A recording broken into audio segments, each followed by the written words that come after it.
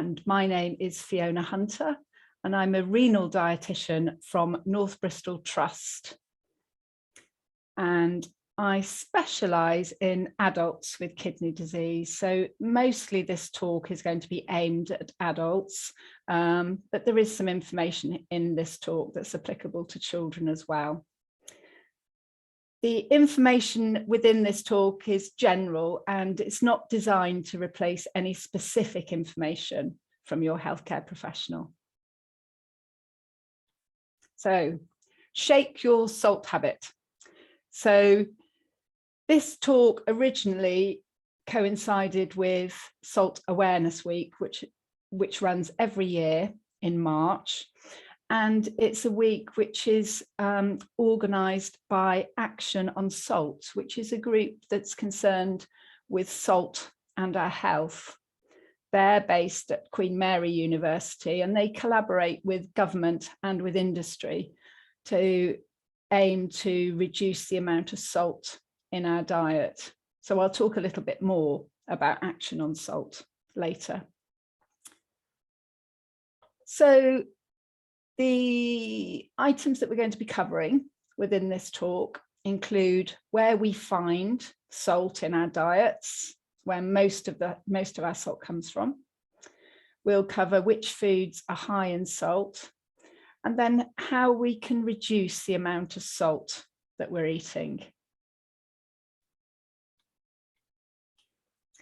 So first of all, if we look at which types of salt might be better for us. So there's various different types of salt that you might hear people talking about. There's pink Himalayan rock salt and other similar types of salt. There are low salt options that you very often see on supermarket shelves, sea salt and ordinary table salt. So often people ask me which type of these salts is actually better. Unfortunately, they're all pretty much the same. They're all made up primarily of sodium chloride, primarily of salt, with varying different amounts of impurities in them. And the small amounts of impurities might change the colour, but the levels of these impurities in these salts are too small for any health benefit.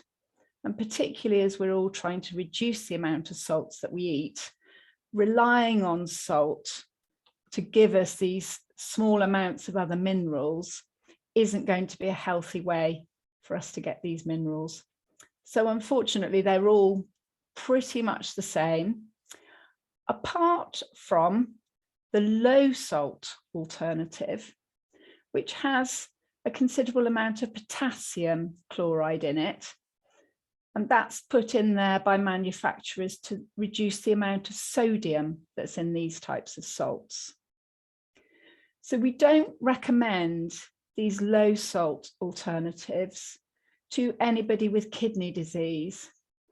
And the reason for that is sometimes when you've got kidney problems, your levels of potassium can be too high in the blood. And eating these low salt alternatives, which have considerable amounts of potassium in them, may not be safe for you. The other problem with these low salt alternatives is it doesn't help you adjust your taste buds to prefer lower salt flavours. So if we go on to talk about what do we mean by salt. Now, salt is a generic term which covers a number of different chemicals, but what we're actually talking about here is sodium chloride. And that has the symbol NaCl. But when we're looking at salt in our foods, we don't need to worry about the amount of sodium that's in our foods, because manufacturers now have to list the salt content of our food rather than sodium. So that helps to make it less confusing. We're just looking for salt in the ingredients and on our food labels. So sodium is a very important element for our bodies. It's essential for the proper functioning of every cell of our body. It's needed for nerve and muscle function and the fluid regulation in cells as well. The sodium is found naturally in all the foods that we eat, and those natural amounts of sodium would give us all the sodium that our bodies need to function well. So we don't actually need any added salt for our health, but salt is added to many foods. So salt was used years ago, before fridges and freezers were available, as a preservative, because it inhibits the bacterial growth in foods. And it was also used to dry foods, which again means that foods will last longer unrefrigerated. Now, these days, we don't need salt for preservation. Now it's used mainly to enhance flavour in foods. It can enhance sweetness, and also it can mask bitterness, which is in foods, perhaps due to other food additives that have been used. And it also can improve the texture and the appearance of our foods. So salt is very widely used now in food manufacturing. So, how much salt are we actually eating? So here we can see a graph with 2 levels of salt on there. So the first level is what we were eating in 2003, when the average UK salt intake was 9.5 grams. And you can compare that with our average salt intake now in 2022. So it was 9.5 grams, now 8.1 grams. And these are figures that have been provided by Action on Salt, so that group that I mentioned at the beginning. So we've all already reduced our salt intake. And this is thanks to the UK salt reduction programme, which has been running since the early 2000s. And a key strategy for that salt reduction has been the reformulation of manufactured and processed foods to reduce the amounts of salt. So, for example, bread in 2001, on average, contained 1.23 grams of salt per 100 grams. So that's nearly 1.25 grams of salt in 100 grams of bread. So 100 grams of bread is around about a slice and a half of bread. And in 2011, the salt in the average loaf of bread had been reduced to less than a gram, so 0.98 grams by 2011. So in a decade, the salt content of bread had been reduced by 20%. So the salt reduction programme is still running, and new targets are very regularly set in collaboration with food manufacturers in order for us to be aiming for an average or a very gradual reduction in our average salt intakes. So we've got the latest targets in 2024, and some targets for the amount of salt in our foods are still being reduced. Some have been reduced by 20%. There are also some new foods that have been added into the 2024 targets. And now those 2024 targets include foods that are eaten out. So there's still a lot of work being done by food manufacturers to reduce the salt in processed foods, but we've still got a long way to go. But I don't know how many of you are aware that probably your salt intake has reduced in the last approximately 20 years. Most people are not aware that salt has been reduced in processed foods. And that's because it's been done gradually and because other flavourings have been used. So we can take that and apply that more widely to our individual diets and take heart that it is possible to reduce the amount of salt that we're eating. So let's have a look at how much salt we should be eating. So here you can see on the left-hand side, the bar showing the current average adult intake of 8.1 grams. And then you can see the recommendations going from left to right of the maximum that we should be eating as recommended by the UK government. So for anybody over the age of 11, so that's children of 12 plus and all adults, the maximum salt intake recommended by the UK government is 6 grams per day. And then it goes down with ages. So children aged 7 to 10, only 5 grams per day. And then 3 grams for children aged 4 to 6, 2 grams for children aged 2 to 4, and just 1 gram for under ones. So you can see from that that the maximum salt recommendations is quite a long way off the average adult intake at the moment. We're probably eating 1/4 as much again of salt as we should. And the targets are even stricter for children. So it's worth bearing that in mind if you have children and thinking about how you can start reducing salt intakes and get children used to a less salty taste from a young age. So there aren't any specific UK recommendations for people with autosomal dominant polycystic kidney disease. So there are some global recommendations for people with impaired kidney function. So where eGFR is less than 60, one of the global recommendations is less than 5 grams of salt should be consumed.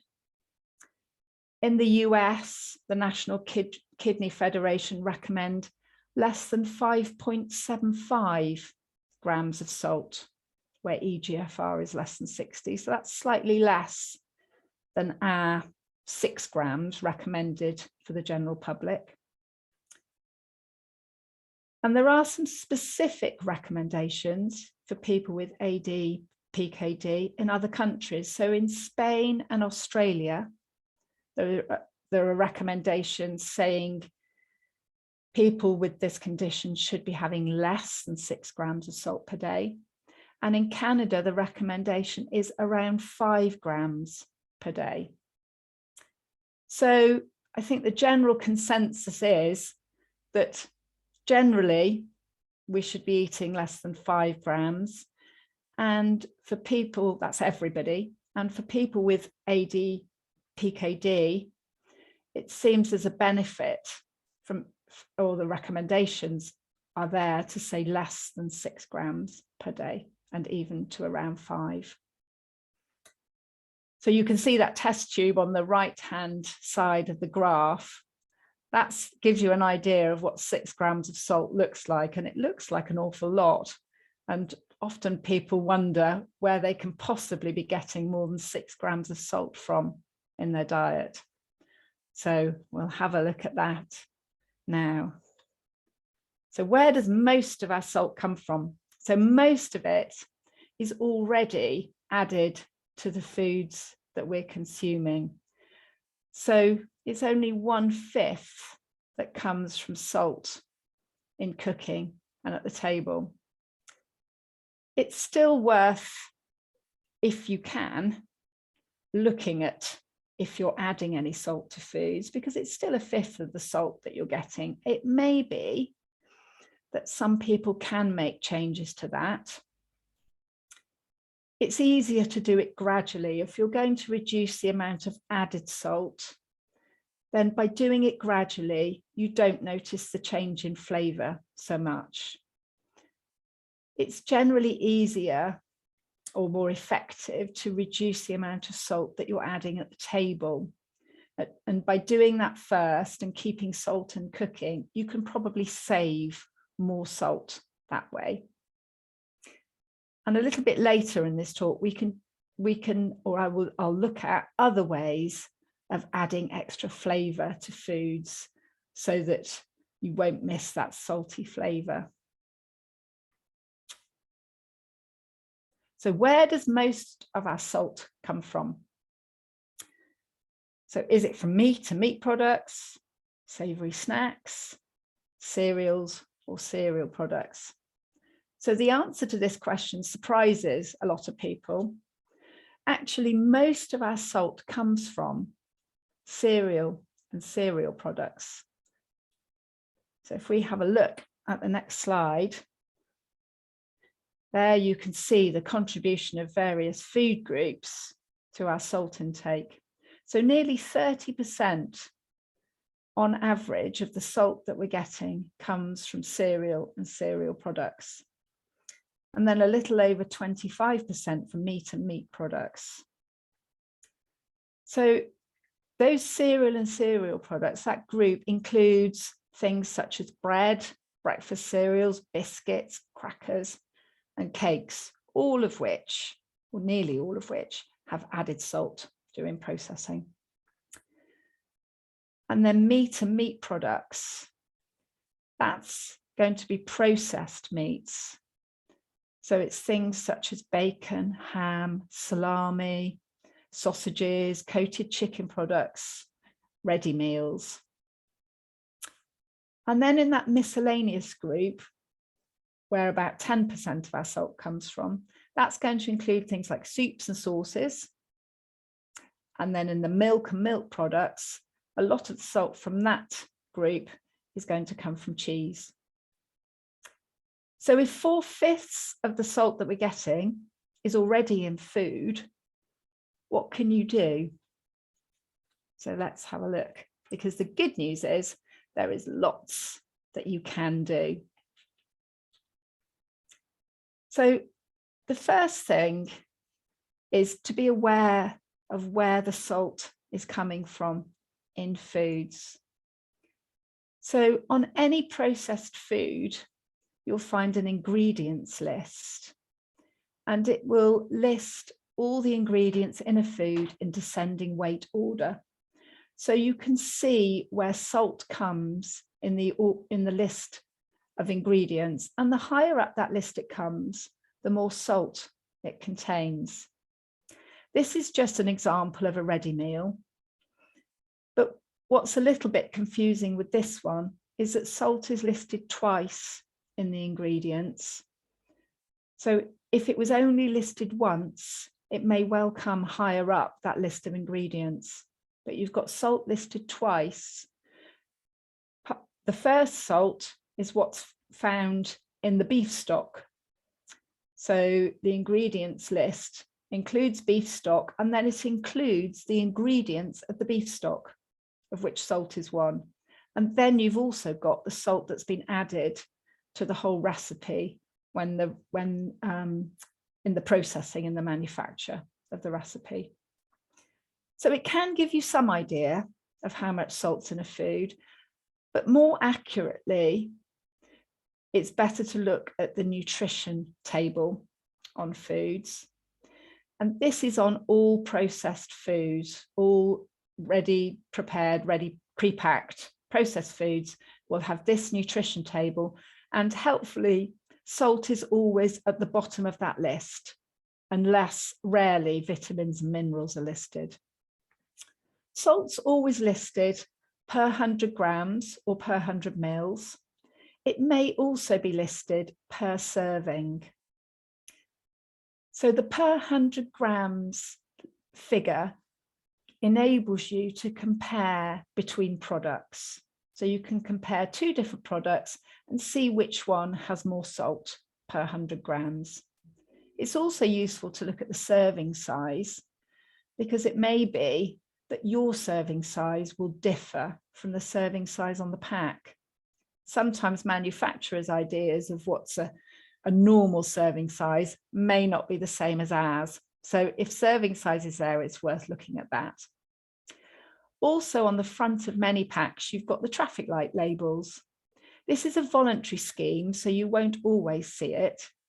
But again, salt is always the last traffic light on the label. So if you're looking at salt and you're particularly interested in salt, you know to go to the far right-hand side.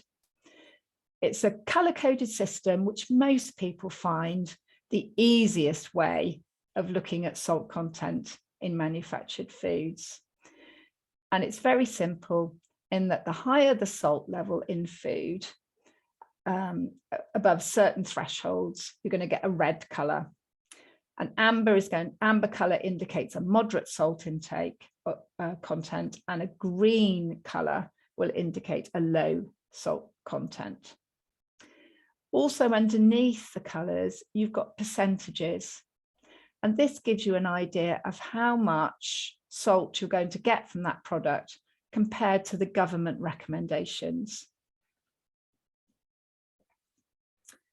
If you haven't got that traffic light labeling on food, you'll need to remember the figures, or sometimes people have a little card in their wallet with these figures on them to help them when they're out shopping. So if you were looking at the nutrition table on food and the salt was 0.3 grams or less, then it would be green, it would be low. If you were looking at the salt at the nutrition label and the salt was more than 1.5 grams per 100 grams or more than 1.8 grams per 100 grams, that's a high level and it would get a red traffic light. So the traffic light food labels enable you to check the salt content in food. It enables you to do a comparison, and then it enables you to make changes and do swaps. So it's very quick and easy to compare different products. So let's have a look now at some other things that you may be able to do to reduce salt. So let's look at cereals, a breakfast cereal. As we learned earlier on, that cereals and bread contribute a lot of salt to our diets. So here we've got just an example of a breakfast cereal. So shredders, a 40-gram serving, nearly half a gram of salt.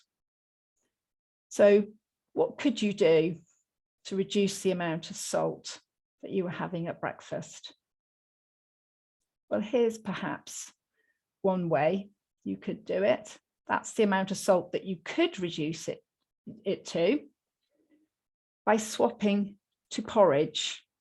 So by swapping to a less processed cereal without any added salt, you could reduce the amount of salt that you're getting to just a few grains there. It doesn't have to be organic porridge oats. And there are other options that you could get, that you could have for breakfast, that would also be low salt, similar to porridge. So for example, fresh fruit or yogurt, nuts and seeds, shredded wheat is another breakfast cereal without added salt. Also eggs. So by choosing less processed food at breakfast, you could reduce the amount of salt from half a gram nearly to hardly anything. So let's look at something else. So this is an example of a tin of baked beans. So half a tin of baked beans, nearly 2 grams of salt. So you could reduce it to that. And the way of doing that would be to perhaps go for a reduced sugar, reduced salt option. So the beans on the left-hand side, the normal standard beans, are containing nearly 1/3 of your recommended salt intake. These would have a red traffic light. By changing to the lower salt beans, you can reduce your salt by about 40%, and this would now have an amber traffic light. So making a swap to lower salt options can be a good way of reducing the amount of salt that you're having. Chicken stock can contain, or any stock can contain, quite a lot of salt. This is a quarter of a chicken stock pot, which would normally do 4 servings, and it contains 1 gram of salt. So you could reduce the amount of salt to a fraction of that, around 1/10, by changing brands. So by looking for a different brand, looking for a very low chicken stock, you can reduce the amount of salt that you're having. So checking salt contents and doing comparisons can really help you to save a lot of salt. There's another example here of a ready-made pasta sauce. So half a pot is nearly 2.5 grams of salt. So that's about 40% of your recommended intake for the day of salt. So how could you reduce that? So you could, again, reduce it to a fraction of that. And one way would be to make a homemade tomato pasta sauce. So if you're using tinned tomatoes, there's no added salt in that, garlic, onions, peppers, carrots, plenty of herbs and pepper, then you could reduce it to around about 1/10 of a gram of salt. It is more time consuming. Some people manage to do this by batch cooking and freezing. But cooking more from scratch will generally save you some salt because it puts you in control of the amount of salt that you're adding. Ready salted crisps here, again, nearly 1/2 gram of salt. So there's a lot of salt added to those, an amber traffic light. You could potentially reduce the amount of salt to next to nothing. And how could you do that? Well, one way would be looking for a different brand of crisps where the salt is not already added. So these are fairly widely available and they contain no salt if you're not adding that packet of salt that's in there. They are, so you can see the traffic light label on that, they're still high in fat. Other low salt options would be fruit or vegetable sticks, rice cakes, or unsalted nuts. But by swapping out salty snacks, you can save yourself some salt. This is rice, and this is a ready-made savoury rice, nearly 2 grams of salt in that sachet. You could save a lot of salt. And how could you do that? Well, one way would be to use standard unflavoured rice and then to add your own herbs and spices. So standard rice contains very little salt, but you can add flavour by adding herbs, adding your own herbs and spices, which wouldn't contain any salt. And we'll talk a little bit more about herbs and spices in a minute. So the good news is that you can retrain your taste buds. And research has shown that, that people liked a low salt tomato soup the more often they tried it. And also, other research has shown that by adding herbs and spices to soups enabled the salt content to be reduced by around 50%.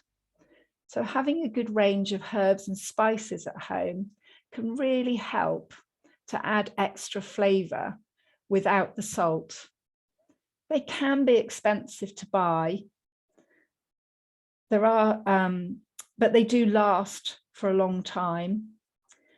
And if you have any ethnic shops close to you or supermarkets where they're selling herbs and spices in bulk, that can save money to buy them it can make it more economical to buy them in bulk. There is a good website. The British Heart Foundation website has some very good ideas for using herbs and spices to add extra flavour to foods and saving on salt. There's lemons on there. One of the images there has lemons, and that's because adding lemon juice to recipes can increase the salty flavour.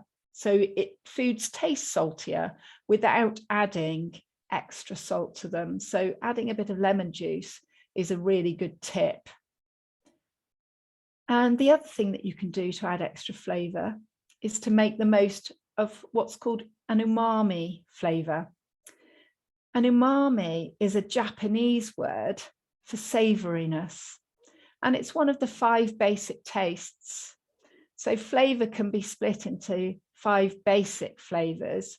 So we've got sweet, sour, bitter, and salt. And then lastly, umami.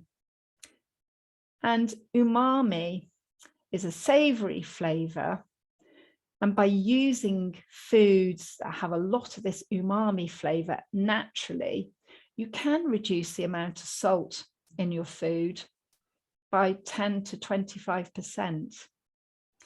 So foods that are high in these umami flavours include tomatoes and celery and spinach and mushrooms. So it's worth using those to enhance the flavour in dishes. And combining the flavours really helps to add flavour, and it enables you to use less salt. So this slide gives an example of where salt might be coming from in a dinner. It's just an example, perhaps, of a dinner where perhaps somebody starts off with a few olives and a glass of red wine, a few pre-dinner nibbles, and then a pasta bake with a ready-made sauce containing some tuna and some sweet corn, both tinned, and with a little bit of cheese sprinkled on top, and then a salad with some French dressing, and then a salted caramel ice cream for dessert. So you can see where most of the salt comes from. There's a lot in the olives, a lot in the pasta bake, and all in all, that meal would add up to getting on for 4 grams of salt, so nearly 2/3 of the recommended amount of salt that we should be having for a day. So the next slide just shows where it's possible by making some changes to save some salt. So let's have a look at the lower salt, the dinner with lower salt options. So you can save nearly 3 grams of salt if you made all of these changes here. So this is a different scale. We've had to show this on a different scale to the graph previously in order for you to be able to see the amounts of salt that are in foods. But there's changes here which include swapping out the olives for some nuts and mixed raisins to have as some nibbles before dinner. And then the sweet corn and the tuna is canned in water rather than in brine. And the sauce is made using a passata with plenty of fresh herbs, and there's a little bit of cheese that's been used, and a strong cheese has been used, a Parmesan cheese has been used. And because that's a strong cheese and it's high in umami flavours, you can get away with using less of it to give you plenty of flavour in the dish without needing so much saltiness in there. And there's a homemade salad dressing also being used in this meal with perhaps some lemon juice or balsamic vinegar. and there's a yogurt rather than a salted caramel ice cream. So it's surprising in some sweet foods how much salt there is. So there may be one or two changes there which you think you might be able to manage to make, perhaps with everyday meals, which might save you some salt. You wouldn't necessarily do them all in one go, but small changes and changes made gradually really add up to save you some salt. So if you're looking for ideas for recipes, I can really recommend going to the Kidney Kitchen website, and there's some links on the charity page for this, connected to this talk. And you can filter for low salt recipes, and a lot of recipes on this website use lots of umami ingredients, so things like lemon, there's onion and garlic in recipes as well, plenty of herbs and spices, so things like coriander, mint, cinnamon, cumin is in this recipe. There's mushrooms in this recipe as well, another umami flavor. So the recipes really focus on really flavoursome ingredients so that you actually don't need as much salt and that you don't miss the salt. So that's a really good place to go for recipes.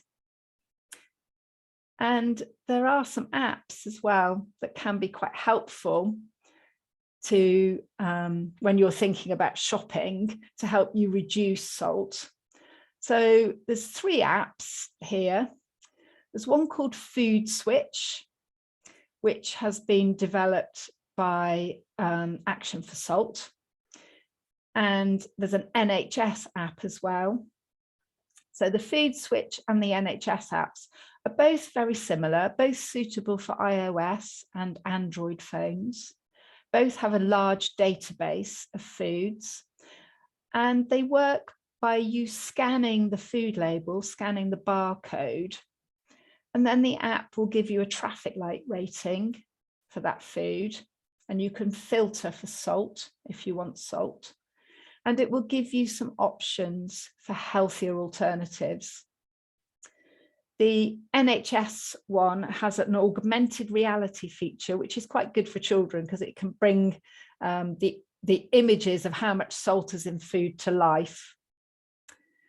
And then the third app on there is a kids' kidney app, and this has been developed with Great Ormond Street Hospital, and it's designed for children with kidney disease, and there is a section on salt. And there's some games. It's only suitable for iOS, that one. So there's 3 apps there, all free, that can be quite helpful. And then we don't always make our own foods or shop for all our foods. Sometimes we're eating out, and we can be getting, depending on how often we eat out, we can get a lot of salt from eating out. So it's worth thinking about how often you're eating out if you're thinking about making changes. If you don't eat out very often, then a high salt meal when you're eating out may make very little difference. If you're eating out more regularly, you might want to ask the restaurant not to add salt if they can, and you might want to check out the salt contents of foods in advance of going out if possible. Lots of restaurants do have their menus online, and you can very often get a nutritional breakdown of dishes and you can see the salt content. It's worth bearing in mind that the vegan and the gluten-free options may not necessarily be lower in salt.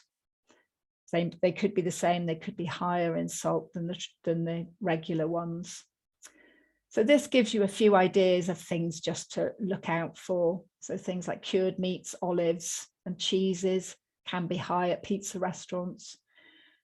Pizzas can contain over 6 grams of salt in pizza restaurants, particularly ones where there's processed meats on them. So if they're topped with any kind of meat, they're very likely to be high in salt. If you're going out for a chicken meal at a chicken restaurant, then spicier chicken options are very often saltier. And it's worth looking at the size of the chicken pieces that you're ordering, because the smaller the pieces, the more coatings they'll have on them and the higher in salt they're likely to be. So it might be something that you could consider, just to order something where the pieces of chicken are larger. So in curry restaurants, things like the pickles and naan breads can be salty.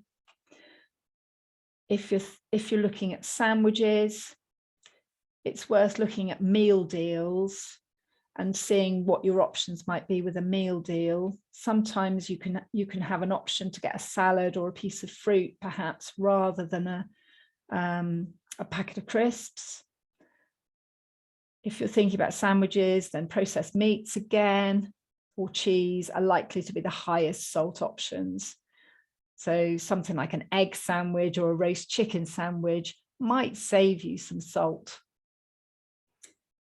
And at burger restaurants, or any restaurants actually, any ketchups and dips will always add extra salt. So it might be worth thinking about how much of those you're having. So this gives you an example of a restaurant pizza which can have 6 grams of salt in it. And even a supermarket takeaway pizza to have at home can have well over half the daily recommendation of salt in it. And this particular one is likely to be high in salt because it's got processed meat in it. So restaurant pizzas are likely to give you more salt, often because of portion sizes. So it's worth looking at that, whether it's something that you can change, whether you can look at the portion size that you're having, or do some sharing sometimes to reduce the amount of pizza you're having, and then you're automatically going to reduce the amount of salt. So it just depends on how often you're going out, where you're going out, as to maybe what sort of changes you might want to think about making. And then one of the final places that we get salt from, or some people could get salt from, is from medication, and particularly soluble medications, which can contain a lot of salt. So if you were taking soluble paracetamol, you could get more than your maximum daily recommended amount of salt if you were taking paracetamol tablets 4 times a day. Soluble vitamins sometimes can contain more salt than a packet of crisps, the effervescent type ones. So not all soluble medications will contain salt, but if you're looking to reduce the amount of salt that you're having, you might want to check with your pharmacist. But don't stop taking any prescribed medications, obviously, without speaking to a healthcare professional.